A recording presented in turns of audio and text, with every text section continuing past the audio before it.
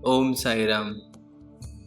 मैं तो प्रतिदिन सुबह जल्दी भोर ही उठ जाता हूँ, फिर नहा धोकर आपके मंदिर में घंटी बजाता हूँ। सोया हुआ समझकर बाबा को जगाता हूँ और गंगा जली उठाकर स्नान भी कराता हूँ। स्वच्छ पंचामृत से मैंने चरण उनके धोए हैं।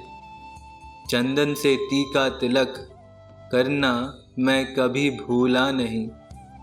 नित नए नूतन वस्त्र भी मैंने उन्हें पहनाए हैं और गंध अक्षत मिलाकर ये पुष्प भी तो चढ़ाए हैं। पर क्यों नहीं सुनता मेरी तू? अक्सर सभी के मन में ये प्रश्न रहता है कि हम दिन रात बाबा से प्रार्थना करते हैं, लेकिन बाबा हमारी प्रार्थना सुनते क्यों नहीं हैं? पर ये तय है कि बाबा हमारी हर प्रार्थना सुनते हैं, लेकिन उसमें प्रेम हो, करुणा हो और सबसे बढ़कर पूर्ण समर्पण हो, अर्थात भक्ति का भाव हो।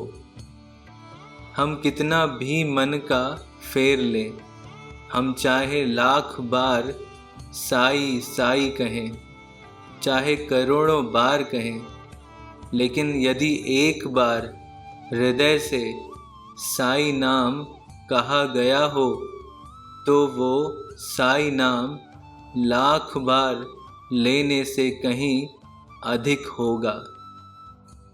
बाबा हमारे मन की बात जानते हैं, क्योंकि वहीं तो वो विराजते हैं। ये भी तय है कि कई सौ बार साई का नाम लेने पर कोई एक आधा बार ही स्थितियां ऐसी बनती हैं कि जब वो नाम उनके परम ध्यान के साथ लिया गया हो।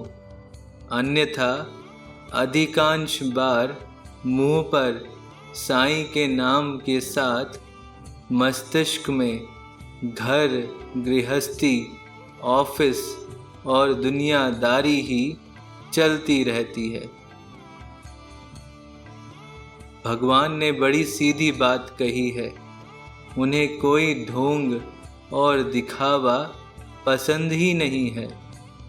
वे कहते हैं, निर्मल मन जन सो मोहि पावा, मोहि कपट छल छिद्र न भावा। जब तक मन शुद्ध नहीं होगा, कितनी भी पूजा अर्चना की जाए, लाभ होने कठिन है।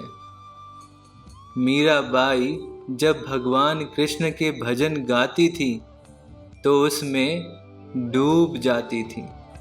यही ध्यान की परम स्थिति है। सूरदास जी जब पद गाते थे तब भी भगवान सुनते थे, उनसे बातें भी किया करते थे। निराकार राम के उपासक कबीर दास जी ने तो कहा है कि एक चींटी कितनी छोटी होती है, अगर उसके पैरों में भी घुंघरू बांध दें तो उसकी आवाज़ को भी भगवान सुनते हैं। उनको पुकारने के लिए ढोल, नगाड़े और लाउड स्पीकर की आवश्यकता नहीं है। यहाँ तक कि मन में ही उसे पुकार लें तो प्रार्थना वहाँ तक पहुँचती है। इसमें कोई संशय नहीं है। प्रभु की मानसिक पूजा को सर्वश्रेष्ठ कहा जाता है। एक छोटी सी कथा है। एक भक्त श्री हरिदास हुए हैं। उन्होंने 20 साल तक लगातार नारायण कवच का पाठ नित्य बड़ी श्रद्धा के साथ किया। भगवान ने उनकी परीक्षा लेते हुए कहा, अरे भक्त, तुझे क्या लगता है मैं तेरे पाठ से प्रसन्न हूँ? तो ये तेरा वहम है। मैं तेरे पाठ से बिल्कुल भी प्रसन्न नहीं हुआ। जैसे ही भक्त हरिदास ने सुना तो वो नाचने लगे, गाने लगे और झूमने लगे। भगवान बोले, तू निरा पागल है। मैंने कहा मैं तेरे पाठ करने से प्रसन्न नहीं हूँ और तू नाच रहा है। हरिदास बोले, प्रभु आप प्रसन्न हो या नहीं हो ये बात मैं नहीं जानता, लेकिन मैं तो इसलिए नाच कर प्रसन्न हूँ कि आपने मेरा पाठ कम से कम सुना तो सही। ये होता है निष्काम भक्ति का भाव। जब द्रौपदी ने भगवान कृष्ण को पुकारा तो क्या भगवान ने नहीं सुना था? दुशासन उसके बाल खींचता रहा। द्रौपदी भगवान को पुकारती और साथ ही अपने पूरे बल से विरोध भी करती रही।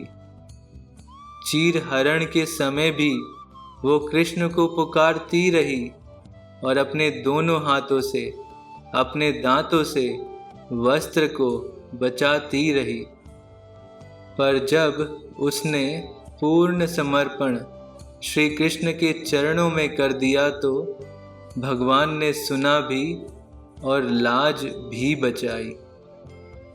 जब भी भगवान को याद करें, पूर्ण समर्पण और प्रेम भाव से ही उनका नाम संकीर्तन और जप करें।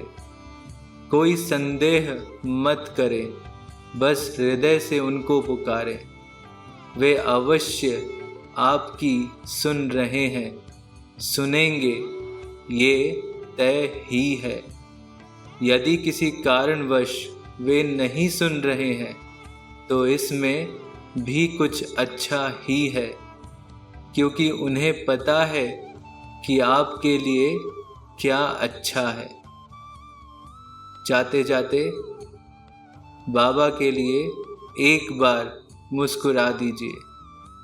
बाबा को आपकी हर एक मुस्कान बहुत बहुत पसंद है। जय साईं राम।